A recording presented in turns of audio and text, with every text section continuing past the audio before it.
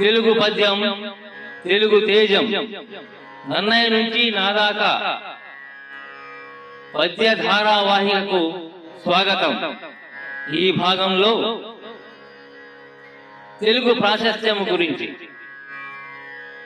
శాతవాహన వంశ సార్వభౌముల నాటి ఆంధ్ర వైభవమును ఆత్మనించి ఇక్ష్వాకు వంశ క్షితీంద్రుల అప్పటి తెలుగు సంస్కృతిని మదించలంచి చాళుక్యనుకుల బాసట నలరారిన ఆంధ్ర సంపదను అంతరాత్మనించి కాకతీయుల ప్రాపకాన వెలిగిన తెలుగు సాహితీ సందీప్తిని ఊహ చేసి రెడ్డి రాజుల కొలువులో రెడ్డిగమును వైచి కృష్ణరాయల సభన్ పాదమెట్టి అంగరంగ భోగముగా తురంగలించిన తెలుగు వెలుంగుగని ప్రభావితుడనవుదు.